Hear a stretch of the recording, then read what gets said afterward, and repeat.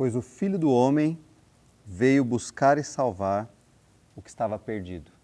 Cristo se revelou. Ele se mostrou a nós. Ele veio na nossa direção. É essa a ideia. Ele se revelou a nós. E é disso que o Evangelho está falando aqui. Como é que o fato de saber que Cristo se revelou a nós, como isso afeta a minha vida, como isso afetou a sua vida e como isso afeta a sua vida a cada dia. Que diferença isso faz? A mensagem que nós vimos aqui principal e desse versículo que nós lemos é: Cristo veio, o Filho do Homem perfeito, o Messias, o Salvador, o Cristo veio salvar o que estava perdido. Ele te salvou, você estava perdido. O mundo ainda está perdido. Existe muita gente que ainda está perdida. Semana passada nós conversamos um pouquinho sobre a introdução ao livro de Lucas e nós falamos sobre como ele iniciou os seus escritos e por que ele fez isso. Então volta lá para o capítulo 1, versículo 1 do capítulo 1, diz assim: muitos se dedicaram a elaborar o relato dos fatos que se cumpriram entre nós. Elaboraram um texto com relato daquilo que se cumpriu naqueles dias lá, conforme nos foram transmitidos aqueles que desde o princípio foram testemunhas oculares e servos da palavra, aqueles que viveram naquele momento, os discípulos de Jesus, os irmãos de Jesus, a família de Jesus, as pessoas que estavam ali perto. Eu mesmo, diz Lucas, investiguei tudo cuidadosamente, desde o começo, e decidi escrever-te um relato ordenado, para que você tenha certeza das coisas que te foram ensinadas. Ó, excelentíssimo Teófilo. Interessantemente, o propósito aqui ele não quer mostrar se aconteceu ou se não aconteceu. Todo mundo ali naquela época sabia que aconteceu. Então, eles falam de coisas que aconteceu aqui entre nós. Todo mundo sabia que aconteceu. Mas o que ele quer mostrar é o que aconteceu, os detalhes de algumas coisas e o que significava aquilo. O que significava aquilo para nós. O que significava aquilo para a fé daquele Teófilo. O que significa para a nossa fé hoje. Essa é a diferença do que Lucas está escrevendo. Olha, o meu objetivo é para que você tenha certeza daquilo que você foi ensinado. O que significa aquilo que você foi ensinado. E ele começou fazendo isso, nós vimos os primeiros 4 capítulos aí, a preparação da vinda do Salvador. Então ele vai falar de profecias antigas, de muitos e muitos anos atrás. E ele vai chegar até aquele primeiro momento, onde a gente vê algumas pessoas, como João Batista, anunciando a vinda de Jesus, o nascimento milagroso de João Batista, Jesus, o nascimento milagroso de Jesus, a infância dele, o crescimento dele, como tudo apontava para ele sendo o Salvador. Tudo isso já preparando para o que ia vir depois, que é o que nós vamos ver agora, já como anúncio daquilo. E hoje nós vamos ver então se semana passada foi a preparação, como Jesus veio e a confirmação dele, Jesus, como o Salvador. Hoje, nós vamos do capítulo 4, a partir do versículo 14, até o capítulo 9, versículo 50. Um segundo bloco aí. E o que tem nesse bloco? Esse bloco tem a proclamação. O que é isso? O ministério de Jesus começa a desenvolver ali na região. Então, Jesus ali e o seu ministério se desenvolvendo ali na região. Então, se semana passada a gente falou da preparação do bolo, você vê os ingredientes, você junta todos eles, monta e tal. Hoje você tem o bolo pronto. É a proclamação. Ele, o Messias, visível a todos. Esse é o começo do ministério de Jesus. Interessantemente, os primeiros versículos aqui, a partir do capítulo 4, vamos ler aqui o versículo 24 do capítulo 4 até o 30. Continuou ele: digo-lhes a verdade, nenhum profeta é aceito em sua terra. Asseguro-lhes que havia muitas viúvas em Israel no tempo de Elias, quando o céu foi fechado por 3 anos e meio e houve uma grande fome em toda a terra. Contudo, Elias não foi enviado a nenhuma delas, senão a uma viúva de Sarepta, na região de Sidom. Também havia muitos leprosos em Israel no tempo de Eliseu, o profeta. Todavia, nenhum deles foi purificado, somente Naamã, o sírio. Todos os que estavam na sinagoga ficaram furiosos quando ouviram isso. Levantaram-se, expulsaram ele da cidade e o levaram até o topo da colina sobre o qual fora construída a cidade, a fim de atirá-lo precipício abaixo. Mas Jesus passou por entre eles e retirou-se. Ele começa a falar então aqui agora, Lucas, ele entra num segundo bloco, ele começa a falar do ministério de Jesus e como começa o ministério de Jesus. E como é que começa o ministério de Jesus de acordo com o que nós vimos aqui? ele já começa sendo rejeitado. Essa é a marca do ministério de Jesus. Ele vai passar os anos que ele fez, que ele trabalhou, fazendo sinais, pregando o evangelho e tal, e sendo rejeitado. E isso vai terminar onde? Na cruz. Foi rejeitado a tal ponto que foi levado até a cruz e foi crucificado. Essa é a marca, né? O ministério de Jesus começa assim e ele é marcado pela rejeição. Jesus está dizendo, olha, no tempo do profeta Elias, com certeza tinha muitas viúvas em Israel, mas Deus mandou o profeta para uma que morava fora, que morava em Sidom, na região de Sidom. Ele fala, havia muitos leprosos em Israel para serem curados, mas Deus mandou o profeta Eliseu para um que era de uma outra nação, o sírio, Naamã, que foi curado. Então, o que ele está dizendo é, olha só o que está acontecendo aqui, na minha terra, onde o povo devia estar esperando o Salvador, eles não estão encontrando. E a gente vai ver isso aqui no processo desses capítulos que a gente vai ver aqui agora. A proclamação, começa o ministério de Jesus e começa a marca do ministério de Jesus é rejeição. Falando sobre revelação, né, o ministério de Jesus começa a se mostrar para nós, Jesus se mostrando a nós. E o que ele começa a revelar aqui, Lucas? Ele começa a revelar a autoridade de Cristo. E nós vamos ver algumas passagens aqui, tá? Então, pega a sua Bíblia aí, nós vamos lendo algumas passagens aqui. O ministério com pessoas, então a autoridade no ministério com pessoas e também confrontando líderes. O versículo 42 do capítulo 4. Sendo dia, saiu e foi para um lugar deserto. As multidões o procuravam e foram até junto dele e instavam para que não os deixasse. Que ele fez antes ali o poder sobre os demônios, sobre as doenças, e ele está pregando ali, né? Então é interessante que Jesus foi para um lugar solitário, as multidões o procuravam, e ele insistiu para que não deixasse. Aí no versículo 43. Ele, porém, lhes disse: É necessário que eu anuncie o evangelho do reino de Deus também às outras cidades, pois para isso é que fui enviado. Jesus, ele veio, então ele teve o poder ali, demonstra nos versículos anteriores o poder sobre demônios, ok? E já tinha mostrado um pouco sobre doença. E aí ele fala, eu preciso ir para outros lugares para pregar a palavra, porque foi para isso que eu fui enviado. A autoridade de Jesus, a Lucas está dizendo, né? A autoridade de Jesus está sendo mostrada, revelada, né? Sobre os demônios, sobre a doença e na pregação do evangelho.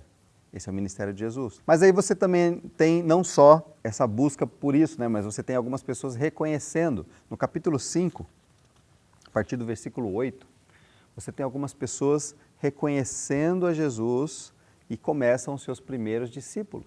Vendo isto, Simão Pedro prostrou-se aos pés de Jesus, dizendo: Senhor, retira-te de mim, porque sou pecador. Pois à vista da pesca que fizeram, a admiração se apoderou dele e de todos os seus companheiros, bem como de Tiago e João, filhos de Zebedeu, que eram seus sócios. Disse Jesus a Simão: Não temas, doravante serás pescador de homens.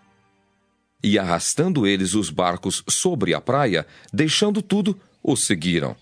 Jesus foi lá, pregou e disse para Pedro, ele estava no barco de Pedro, e disse para Pedro, olha, agora joga a rede. E Pedro disse, olha, eu já fiz isso a noite inteira.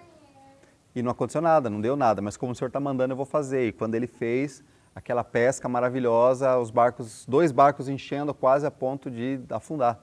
É isso que o texto diz. Pedro, diante daquilo, ele se prostrou diante de Jesus e disse, afasta de mim, porque eu sou um homem pecador. Quer dizer, o reconhecimento de Pedro. E é legal que o barco estava cheio ali e tal, fizeram aquilo ali, mas aí o versículo 11 diz, eles arrastaram então seus barcos para a praia, deixaram tudo e o seguiram. Né? Começa então os primeiros discípulos de Jesus, os primeiros seguidores de Jesus. Então, Jesus mostrando a sua autoridade sobre tudo, inclusive sobre o mar, sobre os peixes, sobre o tempo, né? E começa então, a partir daqui, algumas demonstrações de fé que revelam a autoridade de Jesus. Tá bom? Vamos ler mais alguns versículos. Capítulo 5, versículos 12 e 13. Aconteceu que, estando ele numa das cidades, veio à sua presença um homem coberto de lepra. Ao ver a Jesus, prostrando-se com o rosto em terra, suplicou-lhe. Senhor, se quiseres, podes purificar-me. E ele, estendendo a mão, tocou-lhe, dizendo: Quero. Fica limpo. Se o senhor quiser, o senhor pode me purificar. Ele disse, quero. Imediatamente, ele ficou purificado. Né? Então, você vê agora a expressão de fé. Não estamos falando tanto do poder, mas da expressão de fé diante da autoridade de Jesus. É muito legal o leproso, ele dizer, é só o senhor querer que eu vou ficar limpo. O senhor precisa querer, só isso. Esse reconhecimento, essa fé na autoridade de Cristo sobre, inclusive, a doença.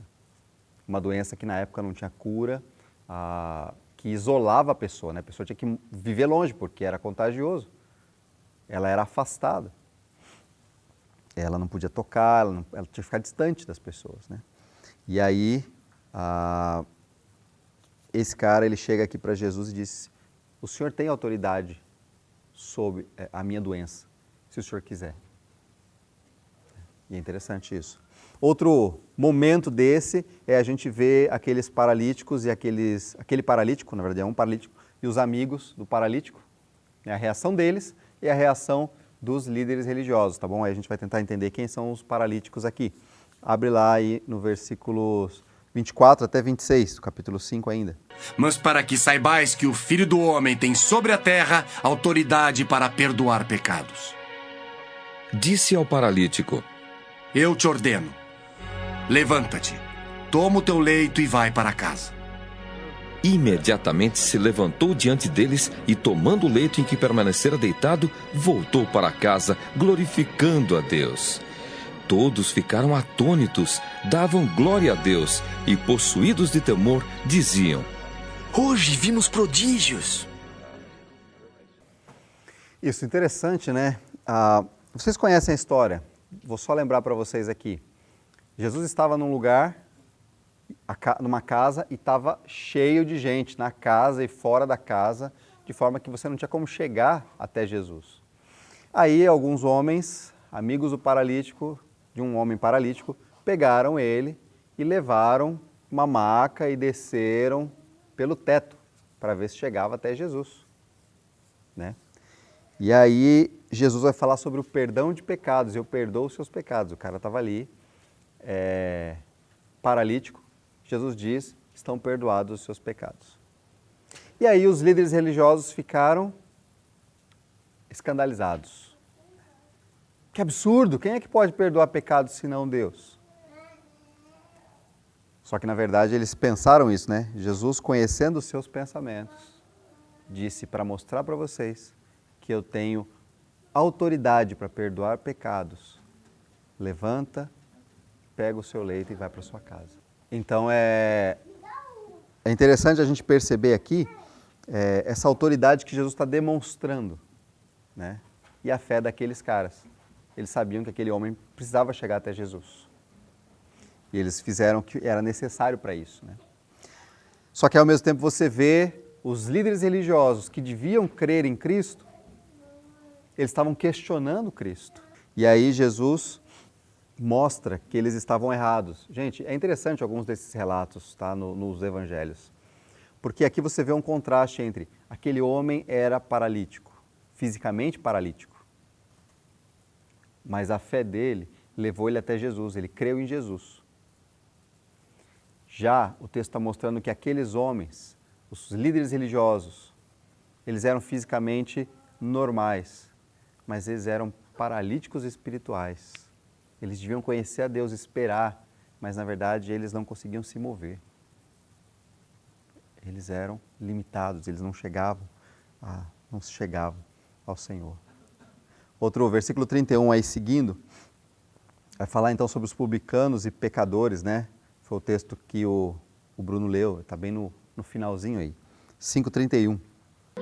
Respondeu-lhes Jesus: Os sãos não precisam de médico, e sim os doentes. Até como o Bruno falou, né? Os publicanos e pecadores, eles eram rejeitados. E Jesus estava na casa deles ali, falando. E aí os líderes religiosos, mais uma vez, eles vêm e falam assim, puxa, como ele anda com pecadores esse cara. E aí ele vai mostrar então, eu vim para os doentes, porque os que não estão doentes não precisam.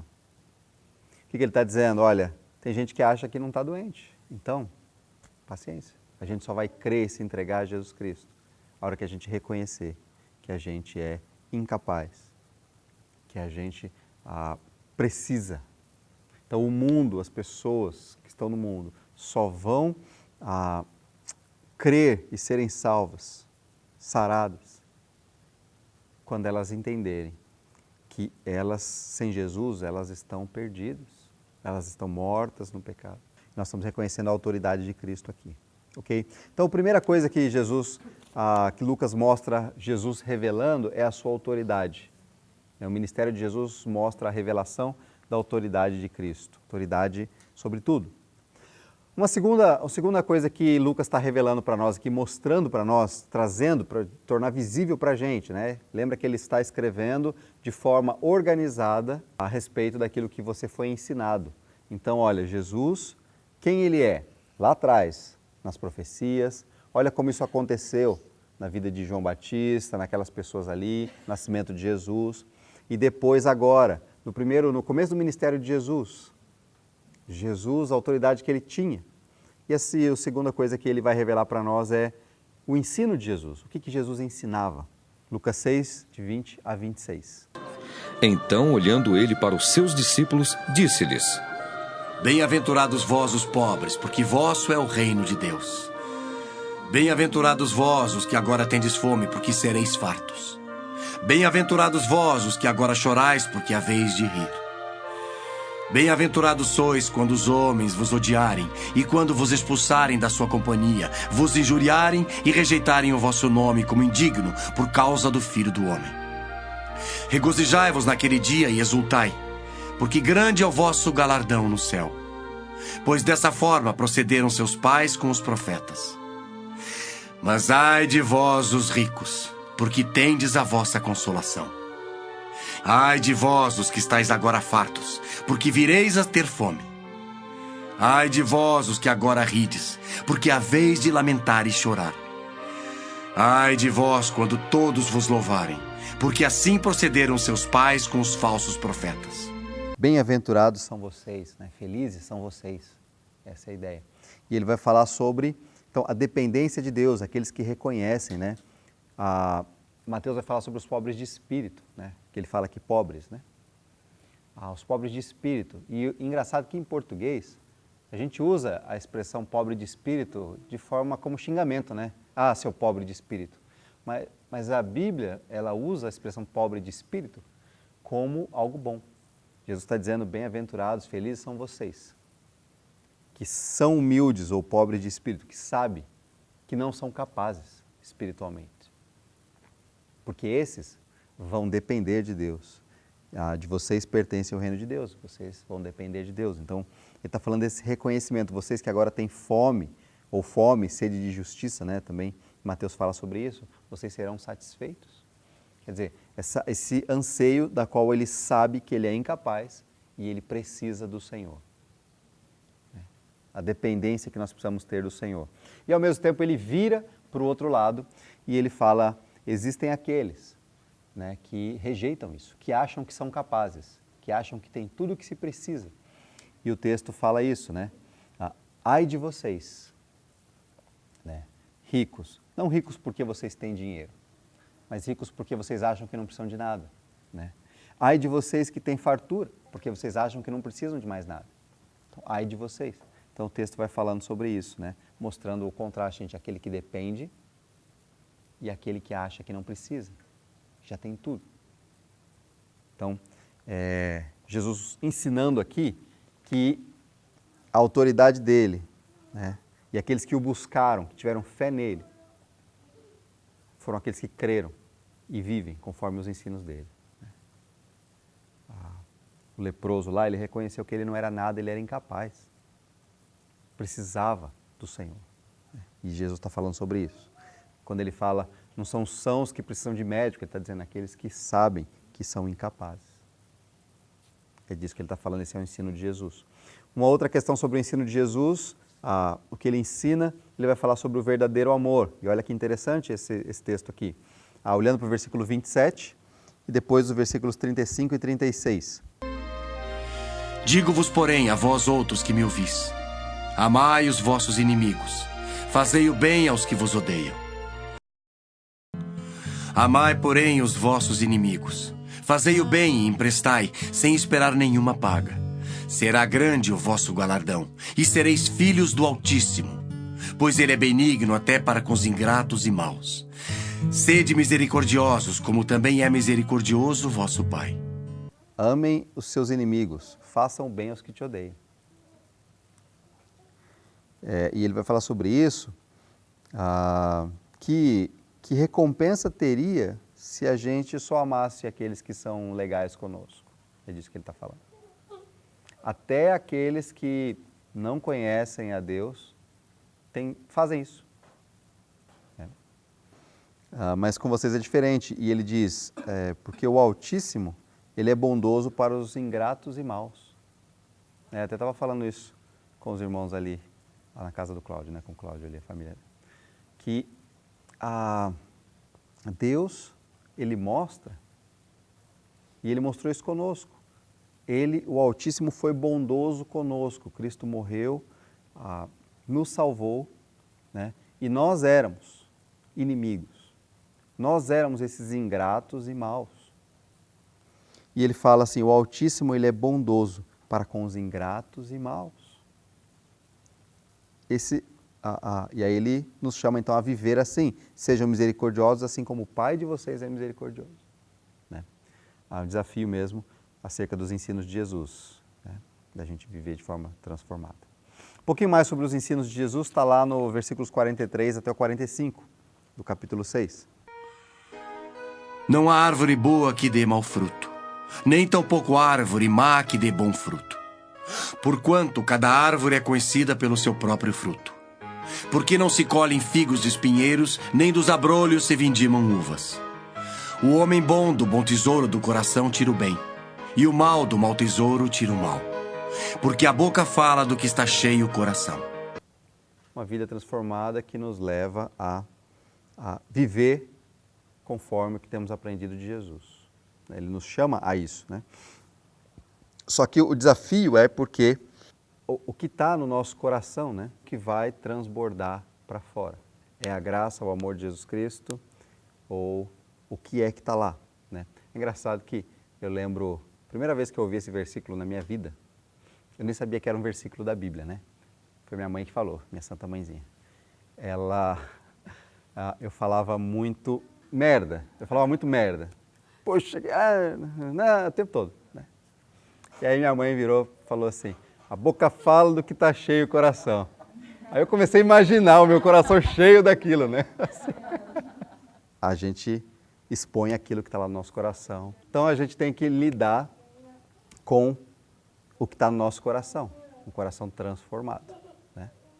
A gente tem que mexer com o nosso coração. Tá bom? Então, alguns ensinos de Jesus que foram revelados ali, tá? Lucas está nesse progresso mostrando Jesus, a autoridade de Jesus, os ensinos de Jesus, e ele vai falar um pouco da compaixão de Jesus, então. Tá bom? Vamos ver alguns versículos sobre a compaixão de Jesus. Outra história que eu quero ler, são 10 versículos, é um pouquinho mais longo, mas a história é muito boa, eu gosto muito dessa história. Está lá no capítulo 7, versículos de 1 a 10. Tendo Jesus concluído todas as suas palavras dirigidas ao povo, entrou em Cafarnaum. E o servo de um centurião, a quem este muito estimava, estava doente, quase à morte. Tendo ouvido falar a respeito de Jesus, enviou-lhe alguns anciãos dos judeus, pedindo-lhe que viesse curar o seu servo. Estes, chegando-se a Jesus, com instância lhe suplicaram, dizendo: Ele é digno de que lhe faças isto, porque é amigo do nosso povo e ele mesmo nos edificou a sinagoga. Então Jesus foi com eles. E já perto da casa, o centurião enviou-lhe amigos para lhe dizer: Senhor, não te incomodes, porque não sou digno de que entres em minha casa. Por isso, eu mesmo não me julguei digno de ir ter contigo. Porém, manda com uma palavra e o meu rapaz será curado. Porque também eu sou homem sujeito à autoridade e tenho soldados às minhas ordens. E digo a este, vai, e ele vai. E a outro: vem, e ele vem. E ao meu servo: faze isto, e ele o faz. Ouvidas estas palavras, admirou-se Jesus dele, e voltando-se para o povo que o acompanhava, disse: Afirmo-vos que nem mesmo em Israel achei fé como esta. E voltando para casa, os que foram enviados encontraram curado o servo. Nós estamos falando aqui que um centurião romano, tá bom? Era um líder, era alguém que era responsável pelos exércitos romanos ali na cidade. Ele tinha muitos servos que trabalhavam para ele. E esse cara, ele era um cara muito importante, né? Porque era tipo um delegado, assim, um cara, né, que tinha servos ali, os soldados obedeciam fielmente ao que ele mandava. E aí, esse rapaz, ele tem um dos seus servos, um dos caras que trabalhavam para ele, ficou muito doente. E ele pede para os líderes religiosos, ele vai para os líderes religiosos e pede para os líderes religiosos: ó, vai lá pedir para Jesus vir aqui curar o meu servo. O que aqueles líderes religiosos falam para Jesus? Vocês notaram aí no texto? Ele foi bonzinho conosco, ele merece isso. Jesus, vai lá, ele merece isso. E aí, no meio do caminho, chegam mais servos e falam assim: olha, Jesus, não precisa se incomodar de ir lá. Né? Ele fala isso. E aí, tem um recado do centurião. Qual foi o recado do centurião? Por que ele não foi até Jesus pessoalmente? Eu não mereço, Senhor. Eu não mereço nem de chegar perto. Eu não mereço que o Senhor venha aqui. Mas, olha a declaração de confiança em Cristo e na autoridade de Jesus. Ele diz: olha, eu tenho muitos servos, eu só falo e eles obedecem. O Senhor tem tanta autoridade que o Senhor só falar, vai obedecer a doença vai obedecer, percebe? Tanto é que Jesus ressalta o fato de: eu não encontrei uma fé dessa em Jerusalém, porque o centurião era romano. A gente vê alguns detalhes aí da compaixão de Jesus agora e algumas expressões de fé como resultado disso, né? Jesus teve compaixão de um servo. Ele não foi lá, ele não estava indo lá simplesmente porque o cara merecia.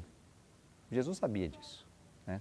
Uma outra história é o filho da viúva, versículos 13 aí e 16 do capítulo 7, também continuando um pouquinho. A história está toda ali, tá? Eu estou só pegando alguns versículos para a gente não ter que ler a história inteira. Versículo 13 e o 16 também. Vendo-a, o Senhor se compadeceu dela e lhe disse: Não chores. Todos ficaram possuídos de temor e glorificavam a Deus, dizendo: Grande profeta se levantou entre nós. E Deus visitou o seu povo. Interessante, havia o filho de uma viúva morrido. E Jesus se compadece, né? Tem compaixão dela, tem misericórdia dela. E restaura, né? Ressuscita aquele menino.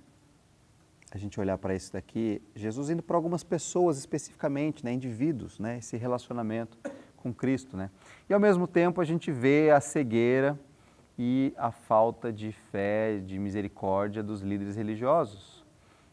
7:44 até 47. E voltando-se para a mulher, disse a Simão: Vês esta mulher? Entrei em tua casa e não me deste água para os pés. Esta, porém, regou os meus pés com lágrimas e os enxugou com seus cabelos. Não me deste ósculo. Ela, entretanto, desde que entrei não cessa de me beijar os pés. Não me ungiste a cabeça com óleo, mas esta com bálsamo ungiu os meus pés. Por isso te digo, perdoados lhe são os seus muitos pecados, porque ela muito amou. Mas aquele a quem pouco se perdoa, pouco ama. Então, esse texto ele é interessante porque Jesus, ao mesmo tempo, ele mostra a reação daquela mulher e ele mostra o coração daqueles que achavam que não tinham pecados ou que se achavam superiores, que não precisavam de Jesus. Jesus estava na casa daquele cara lá, que era alguém que achava que não tinha pecados ou que ele era superior. Tanto que ele disse assim: se Jesus, ele pensa, né? Se Jesus soubesse que essa mulher é pecadora, que está fazendo isso aí, né? Lavando os pés dele. E Jesus diz e demonstra isso, né? Ele mostra que enquanto a gente não entender e não reconhecer o tamanho da nossa dívida, nós estamos cegos, como aquele homem lá.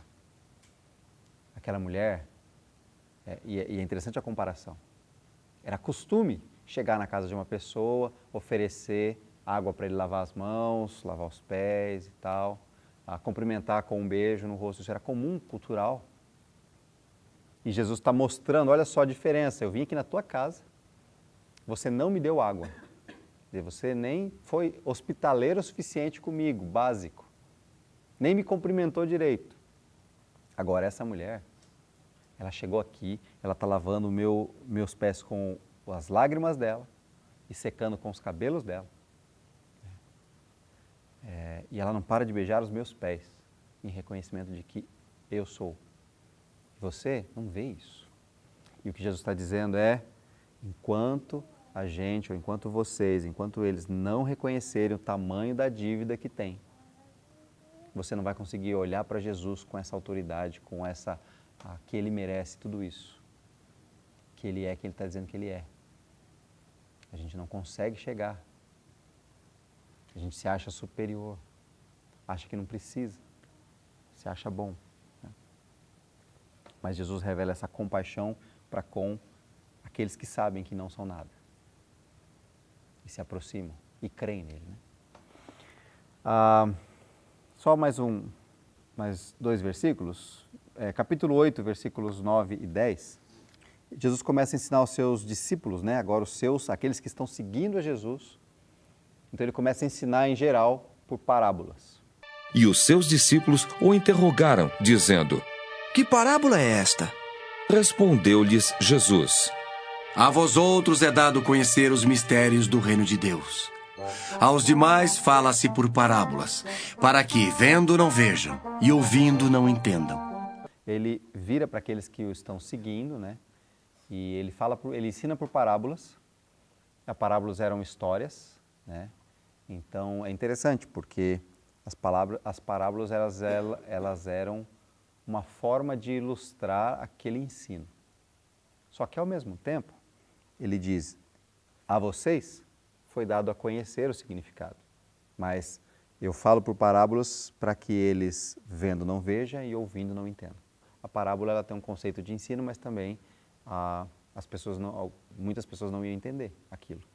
Tanto é que, em seguida, no versículo 11, ele começa a explicar a palavra. Esse é o significado da parábola. E ele explica o que significava aquilo. Então, é interessante a gente perceber Jesus já agora focando, né, e a misericórdia porque ele teve essas pessoas que estão chegando a ele, que reconhecem quem ele é, que sabem quão distante elas estão de Deus e quanto elas precisam. Né? Então, Jesus revelando um pouco da sua compaixão. O capítulo 8, do versículos 22 até o final, eu não vou ler, tá? Mas você pode ler depois na sua casa. Ele vai mostrar Jesus, então, controlando em diversos momentos, diversas situações, Jesus controlando a natureza mesmo, a criação. Jesus dominando, né, sobre os demônios, ordenando isso ou aquilo. Vai mostrar Jesus ordenando sobre as doenças físicas, mais de uma vez, né, de pessoas, até sobre a morte. Então, nesses versículos ele vai falar um pouco sobre essas questões aqui. Isso demonstrando a compaixão de Jesus Cristo por essas pessoas. Aquilo que afeta profundamente o ser humano, né?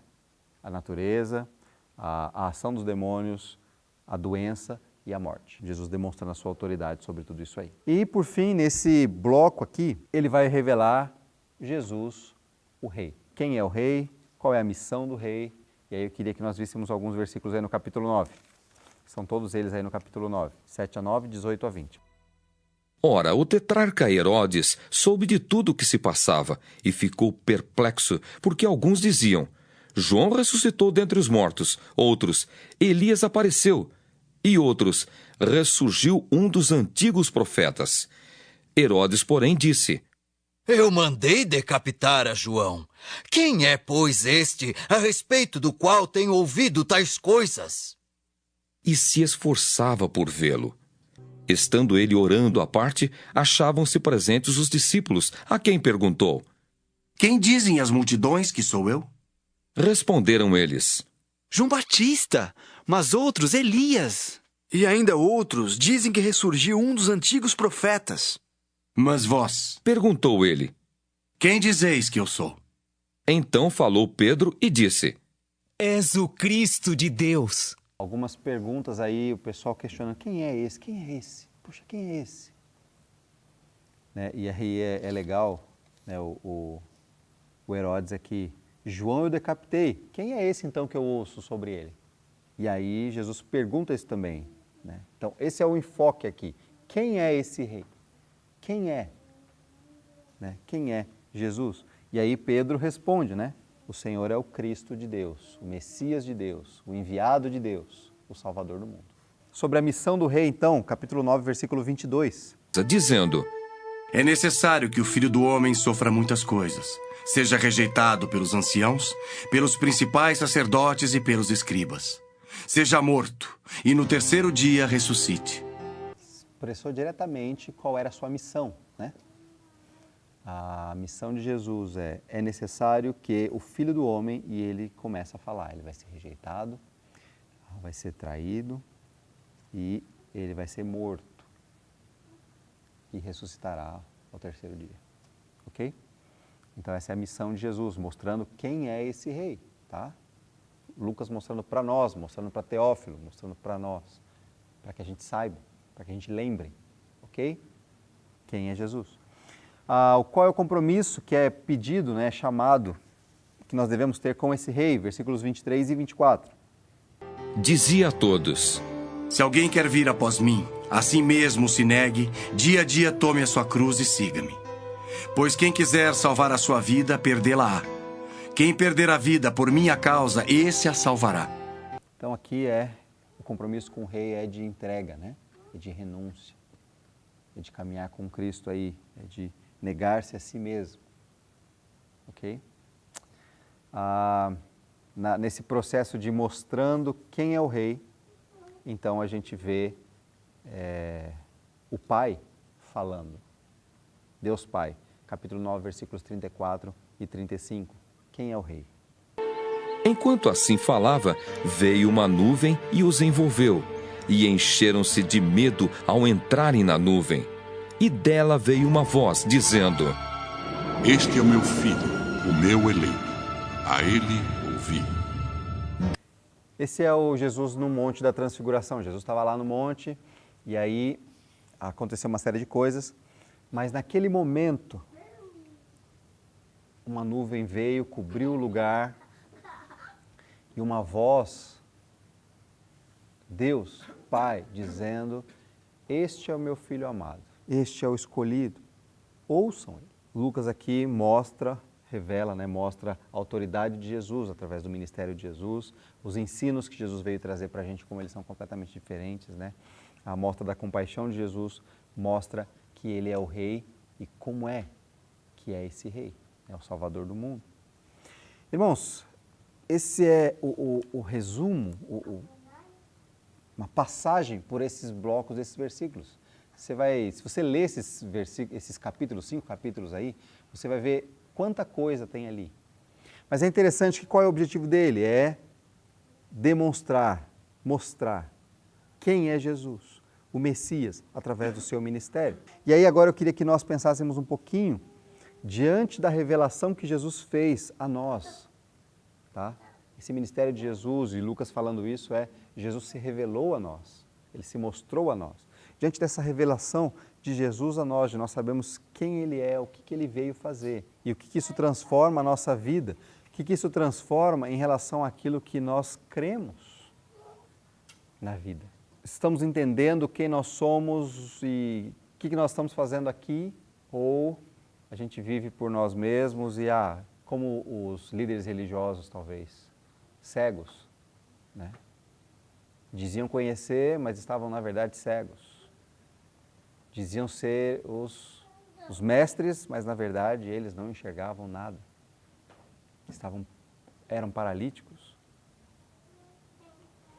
O fato de Jesus ter se revelado e se aproximado de nós. E quando nós falamos disso, gente, Jesus se aproximou de nós, a gente celebra a ceia, a gente aponta para isso também. O fato de que Jesus se importa tanto conosco. Ele se revelou, ele veio na nossa direção, ele se aproximou de nós. Então ele está aqui, ele está presente nas nossas vidas. Ele se importa. Então como que a gente lida com isso? Ele se mostrou, Ele quer que a gente saiba quem Ele é. E aí, então, ao saber quem é Cristo, Ele se revelou, como nós devemos viver, né? Quais são os valores em que nós acreditamos, quais são as prioridades que ordenam a nossa vida, como tem sido, né, o encher aí da nossa vida. Como nós vemos as situações ao nosso redor, tá? Pensando um pouco de forma prática mesmo. Vamos pensar em sofrimento, o ministério de Jesus, né? Sofrimento, aparentemente derrota, rejeição. Como é que nós lidamos com isso na nossa vida? Na nossa vida, Jesus se revelou a nós e através do ministério dele, ele mostrou essas coisas, sofrimento, aparentemente uma derrota e rejeição. Nossa, Jesus era o Messias, de repente ele é preso e morto. Parece derrota. Mas a gente sabia, como Jesus disse aqui, era necessário que isso acontecesse. Agora, diante dessa revelação de Jesus a nós, como nós neste mundo, enquanto buscamos o Senhor, como nós lidamos com o sofrimento, aparentemente derrota na vida e rejeição. Jesus se revelou a nós para a gente aprender isso também. Ele nos salva e nos ensina. Então, como nós estamos vendo as situações ao nosso redor, Ele se aproximou de nós, Ele se revelou a nós. Ele revelou a autoridade que Ele tinha, os ensinos dEle, a compaixão dEle, que Ele é o Rei. E veio na sua direção e te salvou e trouxe para perto dEle. E como é que nós vemos as pessoas ao nosso redor? Tá? Então, os dois lados aqui, os irmãos, como nós vemos os irmãos, pessoas que também foram salvas. Nós temos a mania de supor que, porque são salvos, faz parte da igreja, essas pessoas são perfeitas. E está errado, né? Nós sabemos, né? Vocês sabem disso, né? Que na verdade não é bem assim. E ao mesmo tempo, como nós lidamos com as pessoas que estão fora, eles lá e eu aqui, as pessoas que estão perdidas, essa é a minha questão. Jesus se revelou, Ele veio para buscar e salvar o que estava perdido. Você estava perdido. Ele te buscou e te salvou. Ele veio para isso. Ainda tem um monte de gente perdido. Como nós nos unimos a essa missão de buscar e salvar o perdido? Desafio aí para a gente pensar. Um desafio extra, um pensamento extra, a aplicação interessante que eu vi, né, lendo esse trecho. Nesse bloco, tem 3 versículos que me chamaram a atenção. E eu queria que a gente lesse esses 3 versículos para a gente finalizar aqui. 5:15, 6:12 e 9:18. Porém, o que se dizia a seu respeito cada vez mais se divulgava, e grandes multidões afluíam para o ouvirem e serem curadas de suas enfermidades. Ele, porém, se retirava para lugares solitários e orava. 6:12. Naqueles dias, retirou-se para o monte a fim de orar, e passou a noite orando a Deus. 9:18. Estando ele orando à parte, achavam-se presentes os discípulos, a quem perguntou: Quem dizem as multidões que sou eu? O que eu percebi que achei muito interessante é essa mudança, né, de Jesus, Deus, o Filho de Deus. Mas nesse bloco, por 3 vezes, fala que Jesus saía para orar. Né? Isso é um desafio para nós também, né? Porque oração é relacionamento. Ele ia se relacionar com o Pai. Então, nós muito mais precisamos nos relacionar com o Pai e com o Filho.